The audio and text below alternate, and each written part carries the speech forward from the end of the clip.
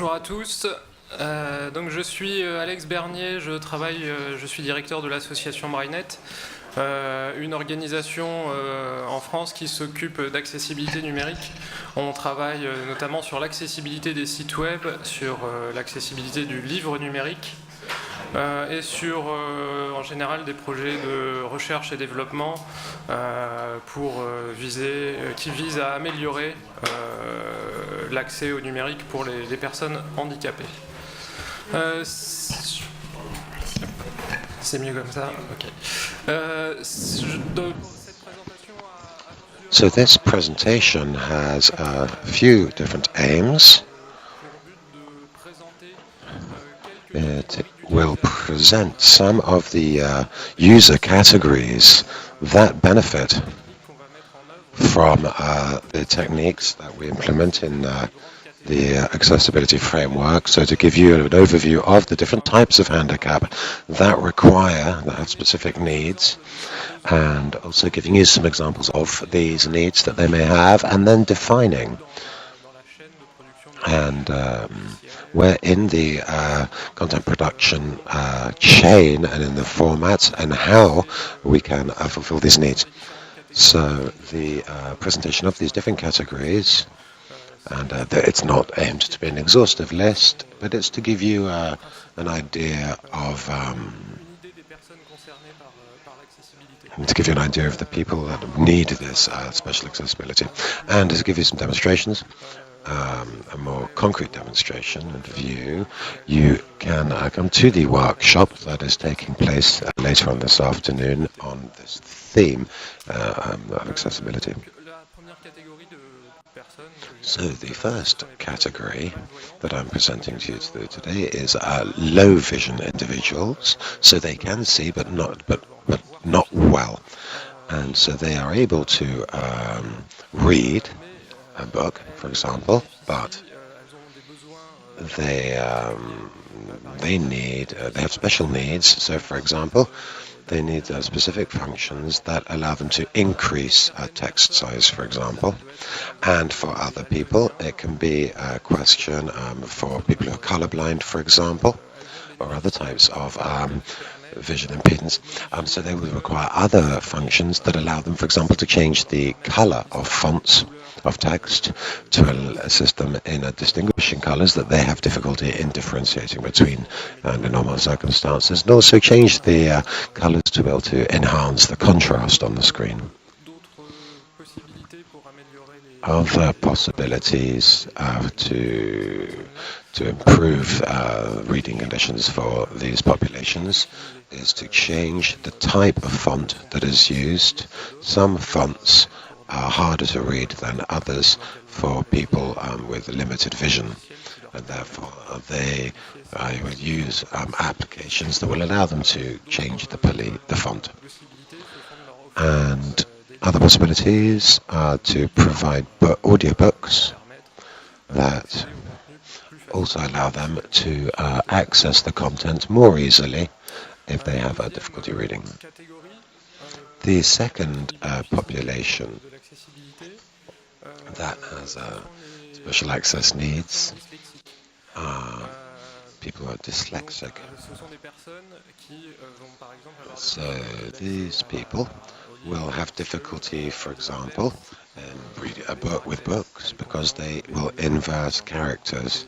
They confuse B's and D's, for example, or B's and Q's, and we can therefore offer mechanisms, notably with synchronization of the text from the book and an audio version that's pronounced by a computer voice, and this will facilitate their reading and understanding. So when the audio version is pronounced, the text is shown on the screen and is underlined as it's spoken. So it's and that is simultaneous, and therefore this will facilitate their understanding, comprehension. Dyslexic people, like people with impaired vision, also require functionalities that allow them to personalize and to change fonts. There are fonts, for example, that have been specifically developed. There's one, Open Dyslexia, for example, font, and there are other fonts that do this, and they provide, they facilitate choosing the appropriate font. And some dyslexic people also like to have greater line spacing to facilitate reading of the texts. And other dyslexics that find it easier to read a text when it's left justified. And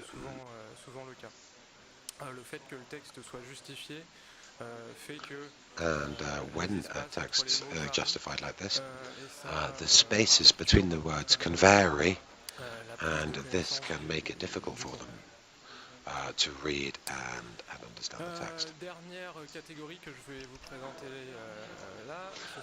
And the last category is blind people, and they benefit from Braille versions of books, and for digital books they will consult this, they'll be able to read this with the Braille display unit. So this is what I'm using right now to be able to read the content of these slides. And you are welcome to have a look at what this looks like during the workshop. And so this is connected to a PC and also via Bluetooth to a mobile device, a phone, tablet, etc. And this makes it possible to read it in Braille dynamically. People who are blind who cannot read Braille can also access digital books through audio versions, of course, and whether it be in audio, which is human narrated, or whether it's text-to-speech, with using text-to-speech technologies. Both are possible and exist, of course. And people that are blind Braille readers can also access content with Braille and audio, accumulate both of these techniques. Something else that's important for blind people is to have the possibility of having descriptions of pictures. Of course, blind people use screen reader software, and what this does is it sends to the screen. It will show what's on the screen, and these readers are not able to interpret or describe an image. They can detect the presence of an image, but they cannot detect the content of the image to be able to generate a description. So therefore, to resolve this type of problem, we need an image description that will vary depending on the context that the image is displayed, and also the type of audience that is listening to or reading this. For example, we don't describe a graph with the same level of precision for a student, a high school student, than you would for a doctoral mathematics student, for example. So image description needs to be very contextual, and of course depends on where it's presented, on the audience, etc. And then other changes that need to be made, and this can be the same for other categories as well that I was mentioning, but this can be also to select the content that is to be produced or restituted. So, for example, indicating when reading the book that you want to hear the page numbers, or whether you want to have footnotes, or at the end of a book, for example. So in a technical book, for example, with a lot of footnotes, the user can choose that to be informed that there are footnotes, but that they can be generated only when they're requested and not automatically. So that just gives you a bit of an overview of some of the needs and some of the functions that are able to address these needs. So in terms of accessibility, and to be able to provide these functions, accessibility must be provided in numerous cases or configurations. So firstly, it's important in terms of the formatting. EPUB format does allow the production of accessible content. Why? Well, because it provides techniques to be able to separate content from the way in which that content is presented. So this does allow you to personalize, therefore, the way in which that content is presented. It could also be in a format that provides accessible content because it provides media overlay functions, which mean you can accumulate different content, for example, text and audio, and synchronize them.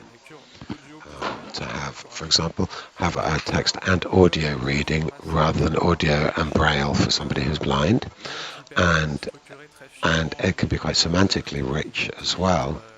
And this allows the structuring of a book, so to add titles to facilitate navigation, and to say that this fragmented text is a note, this is a page number, and this will allow the user to navigate within the book and to filter the different types of content depending upon their individual requirements. So that's the format that provides this, but the format is of course a necessary condition, but not enough in itself. There are ePUB books, which are totally inaccessible of course, because authors, the publishers, need to produce the content which is accessible.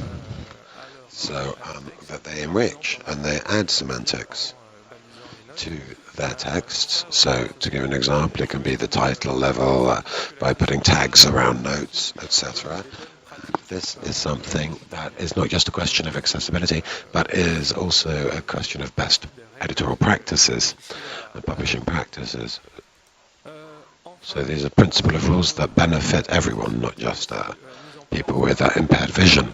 Next, in terms of accessibility, it's also implemented not only by publishers but also by organizations that are now specialized in the production of adapted content of books, for example, and even when the content is natively provided as being accessible, they can still, I think, continue to have a mission to produce a complex content.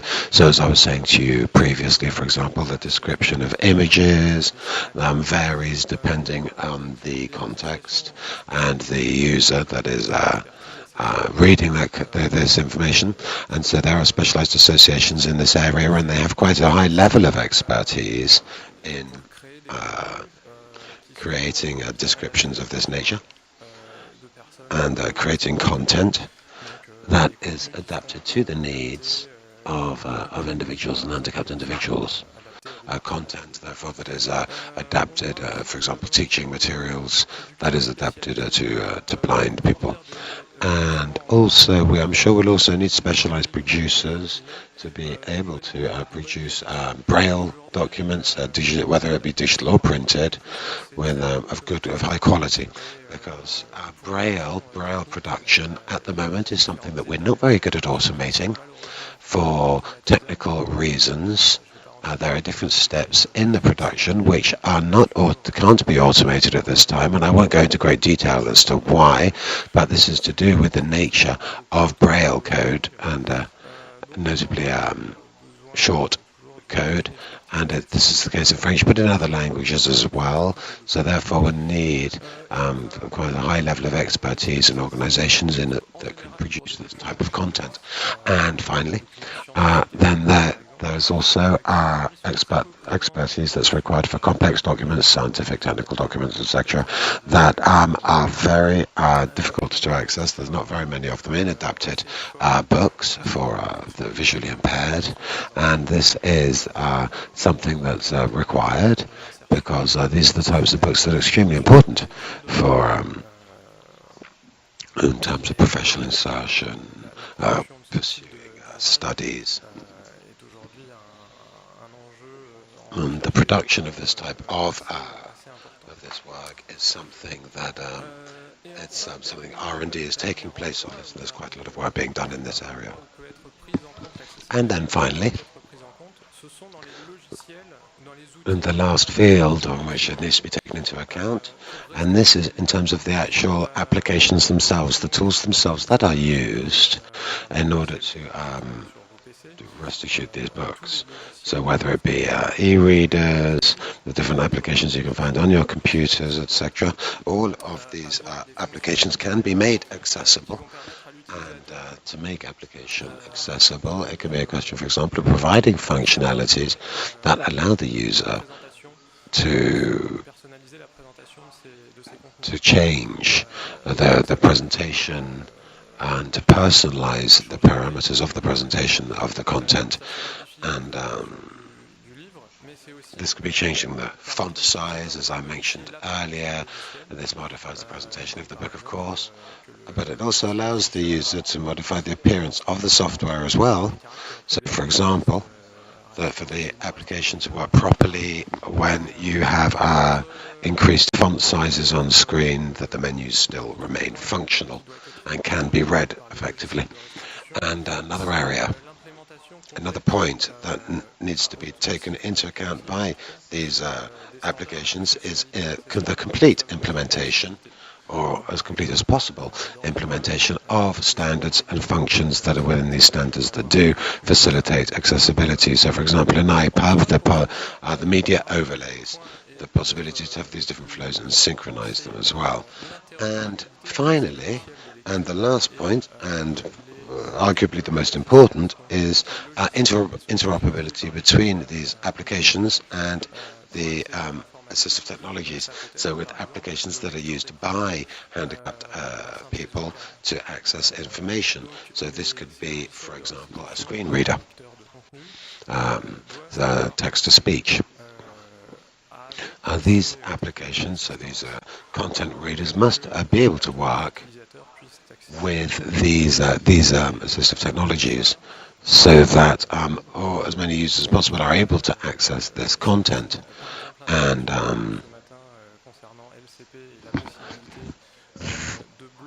for example, the talk we had this morning regarding LCP and being able to block text-to-speech, for example.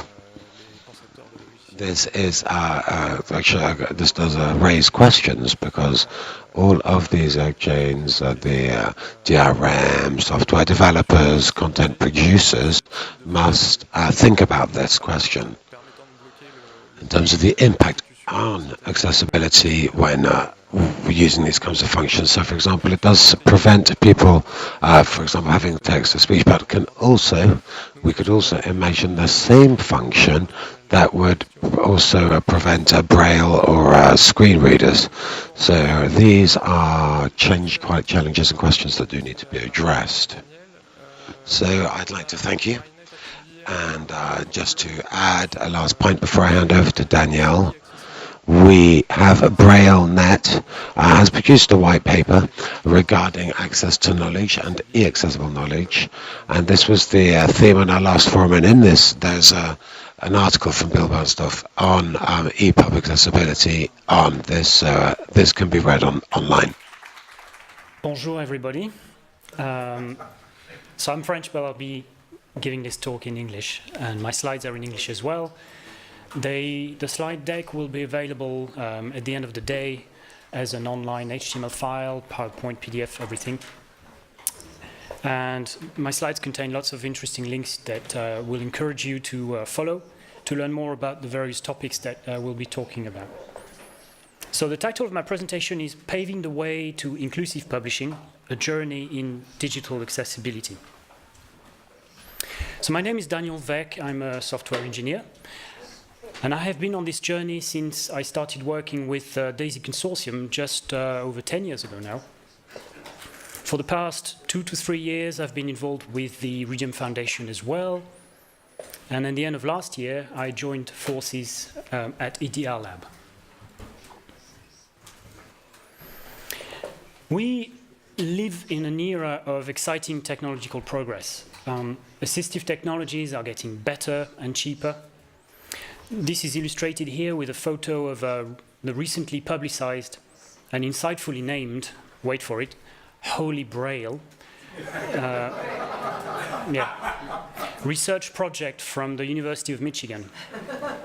This is a typical portable form factor, much like this tablet, with the premise of full-page Braille that renders text and tactile graphics. I believe it uses Braille actuators, pins that are made of microfluids. Anyway, another example closer to home and available right now is modern smartphones, like this one, which offer decent screen readers for the blind, out of the box, and a wide array of accessible apps too. So over time, similar evolutions occur in digital publishing, most notably thanks to technological advances in the open web platform and ePUB3.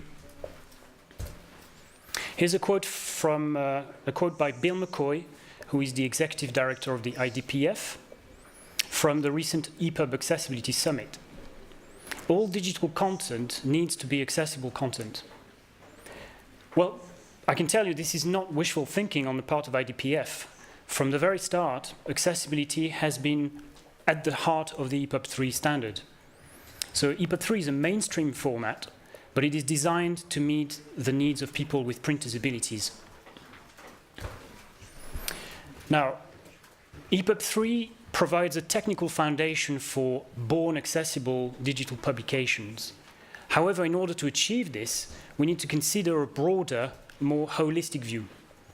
We need good practices for content creators and production tools, guidelines for reading system implementers, specification of test cases, definition of evaluation processes, validation tools, etc. Think of this as an ePUB3 ecosystem rather than just a format. It's the result of a collaboration between multiple stakeholders. And one of these stakeholders is the DAISY Consortium, which has been taking part in this ePUB3 ecosystem from day one. But DAISY also has its own specialized format for digital publications, known as digital talking books, DTBs. So to better understand this synergy, let's take a look at the evolution of DAISY and ePUB. This is a timeline starting back in 1999, and the genesis of the DAISY format more or less coincided with that of ePUB, which at the time wasn't called ePUB, it was called OEBPS, sorry. Much better name, ePUB, I tell you that. Open eBook Publication Structure. And in 2005, DAISY 3 really is the last major update of the standard, which has been maintained ever since, but with no drastic change. Meanwhile, ePUB was born and 2 major revisions followed, ePUB 2 in 2007, ePUB 3 in 2011, with dot releases in between, minor increments. ePUB 3.1 is currently a work in progress, scheduled for completion by the end of the year. Marcus Gilling here will tell us more about that later this afternoon. So 2011, as you can see on the timeline here, is the beginning of the ePUB 3 era, and a moment of strategic change for the DAISY Consortium. ePUB 3 is effectively designated as the successor for the DAISY format, and accessibility becomes a first-class citizen in mainstream digital publishing for the first time. So within the DAISY community, a project called TIES is created. It means Transition to Inclusive ePUB 3 Ecosystem. And the goal of this initiative is to provide assistance to stakeholders during the migration process for content, adaptation of production workflows, for example, but also from the perspective of consumers reading system updates. Finally, libraries and publishers also need to update their technical practices, and they need some guidance on how to do this. The DAISY consortium actually continues to support the digital talking books format during this transition phase. In fact, let's take a look at some of the benefits offered by the DAISY 3 format, and then we'll look at drawbacks. The DT book XML document type supports markup with rich semantic structure. There's even Braille support. The NCX navigation syntax handles chapters, print pages, and so forth. The SMILE format makes it possible to synchronize audio playback with text document using human narration or even pre-recorded synthetic voice. There's an audio-only profile which enables a linear reading experience, linear playback with structure, paragraphs, sentences, and so forth. And that's a standard that's widely used by blind people. Now, it's important to note that the new ePUB 3 standard, at the time, was designed to cover all these functional requirements as well. In fact, ePUB 3 offers even more. Now, let's look at the drawbacks. From the end-user standpoint, rudimentary styling, no support for audio, video media, the lack of sophisticated visuals and interactions can be problematic in the long term. There's a restricted choice of reading systems and limited availability of accessible publications. This is what we tend to name, to coin as the book famine. So from the perspective of content authors and publishers, there's the extra cost of specialized technical skills compared to, say, mainstream competencies in the publishing industry. There are few production tools. It's basically a niche market which is difficult to finance. There's also the pragmatic reality with DAISY 202 audiobooks. This is the preview version just before DAISY 3, which are still supported on many legacy hardware devices, which are not easy to update, not easy as, let's say, to update an app on a smartphone. You know, if you have a hardware device with firmware on it, it's going to be a different story when it comes to supporting new formats. So it's fair to say that in the audiobook market, a drastic evolution is not really in demand. So then came the opportunity to solve these problems. When the ePUB standard for ebooks had a major evolution from version 2 to ePUB 3 as we know it today, the strategy of the IDPF was, and still is, to align ePUB with the open web platform. At the time, XHTML 1.1 was used by ePUB 2, and XHTML2 was being abandoned by W3C on the web. All efforts were being focused on HTML5, and as you probably know, CSS, CSS3, JavaScript, SVG for scalable vector graphics, and so forth. So as accessibility becomes a core value proposition in mainstream publishing, a more productive workflow is possible between mainstream services on the one hand and the specialized accessibility sector on the other hand, because of shared competencies, common technical skills in the publishing industry and on the web. So it's really critical and instrumental convergence of the two. A wider market opens for stakeholders, so business opportunities, lower production or conversion costs, but more importantly, it's always about the users, isn't it? From the perspective of end users and consumers, more content becomes available. We can and we must end the book famine. We're not there yet, but we're heading in the right direction. So, universally accessible publications would typically provide different access modalities, such as eyes for visual content, ears for auditory feedback, pre-recorded human voice or synthetic voice, text-to-speech, and fingers for tactile text and graphics. Okay, this is a simplification, but I think it gives quite a representative overview of the accessibility landscape in digital publishing. Now, content producers and publishers need practical advice on how to achieve a good degree of accessibility. So the DAISY Consortium set out to define a baseline for good practices with a guiding principle. One, to raise the bar beyond basic requirements such as content structure, linear reading order, table of contents, navigation, alternative text for images, and so forth. So raise the bar a little bit higher. But also to set realistic goals, given the current state of the ecosystem and the challenges faced by stakeholders. So besides documented good practices, the DAISY Consortium created free open source software to aid in the production of EPUB 3 content during that transition from DAISY to EPUB. Here is a screenshot of Toby. So Toby and Obi are both audio authoring tools for talking books, originally created for the DAISY standard, but now with full support for EPUB 3 media overlays, which Alex mentioned earlier on. There's also the DAISY pipeline, which is an automated conversion tool.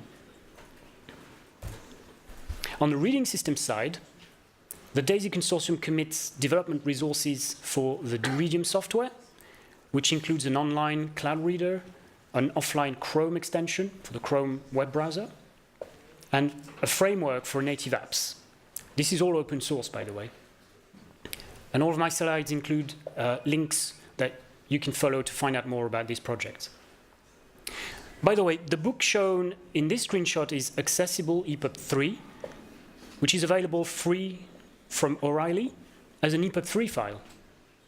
So this is a strongly recommended read with lots of useful technical details for content creators. This second Readium screenshot shows the IDPF accessibility guidelines, which are also an excellent source of information for content production. This publication is available both as a regular website and as a downloadable EPUB file, which you can read offline. And this really demonstrates the convergence that I mentioned earlier on between, on the one hand, the publishing industry, and on the other hand, the open web platform. As of March this year, updated guidelines are available. This is the BISG Quick Start Guide to Accessible Publishing. I would definitely recommend this read, and it too is available as a free EPUB publication. Now, I mentioned Readium several times, but this is not the only available reading system. You can find information about other applications by using the epubtest website, which has a dedicated accessibility section. The DAISY Consortium actually contributed test cases and a methodology to evaluate the accessibility of reading systems. Again, all the links included in this slide. This is a crowdsourcing effort, in a way. Vendors are encouraged to take part by submitting test reports via the website, which contains all of the necessary step-by-step instructions. As shown in this example screenshot, Vital Source recently posted really promising scores and currently rates really high in the list in terms of accessibility support. So this is a good way to communicate about products. Yeah, be proud about your product. So the EPUB 3 ecosystem is by no means perfect. There is still plenty of work in progress. Most notably, the IDPF is developing an accessibility profile which is separate from the EPUB specifications so that it can be applied to any version of EPUB. Marcus will tell us more about this later this afternoon, but in a nutshell, this is a document that describes a mechanism to identify levels of accessibility and enables, the idea is to enable content discovery via a well-known metadata vocabulary. For example, if I'm a blind user, I really want to find and acquire content that is optimized for my needs. For example, audio publications. The goal is to allow content creators and publishers, or publishers, to make conformance claims and potentially to earn an accessibility badge, some kind of seal of approval. So ultimately, this may result in a certification process or processes, but to be fair, due to local legislation and potential legal issues, I believe the IDPF guidelines will probably remain neutral in that way to a certain extent, and the guidelines will be usable across different markets, different countries, different contexts. So ePUB 3 is based on technologies from the Open Web platform, as I said earlier on, HTML5, CSS, and so forth. So the Web Content Accessibility Guidelines, W3C WCAG, as it's known, can be used. No need to reinvent the wheel here. However, the accessibility profile, as it's currently called, extends this conformance framework, so to speak, to address the specific needs of a publication format. For example, ePUB is a collection of multiple documents available in a linear reading order with high-level navigation, and all of that has to be defined outside of WCAG because the web simply does not define the publication structure at this stage. One word about the difference between universal and optimized. The guidelines make a difference between universal accessibility, content that is broadly accessible to all classes of users, and optimized accessibility. For example, as I said earlier on, if I'm a blind user, I may just be interested in audio-only books, not so much about the text. This also applies to Braille-only documents or sign language video for the deaf. Alex mentioned this earlier on in passing, ePUB 3 multiple renditions. This is an interesting approach. The idea is to combine within the same ePUB publication multiple renditions or multiple modalities of the same content. So you may, for example, find an ePUB that contains a Braille-optimized version as well as an audiobook, as well as just a regular text version of that same publication. At this stage, it's experimental. The spec is there. There's not a lot of content available in that form, but it's definitely an approach that's worth considering. Well, there's a lot more I would have liked to talk about, but we're getting towards the end of my time now. So hopefully this presentation opened your appetite. In this last slide, I will just mention W3C portable web publications to highlight the fact that the W3C, which is in charge of the Open Web platform, in the same way that IDPF is taking care of the publication formats, PWP is a window on a potential future for what publications on the web and offline should be like. There's a publishing interest, a digital publishing interest group. Area semantics on the web are being considered as a replacement for ePUB-specific constructs that are used to structure documents. Metadata is critical in the publishing world, so schema.org defines accessibility metadata this is again work in progress, so I invite you to visit the links in this slide. And there's really a lot more I would like to talk about. So what I suggest is we don't have time for questions, but I'll be participating at the workshop later this afternoon, so I will welcome any of your questions then. Thank you.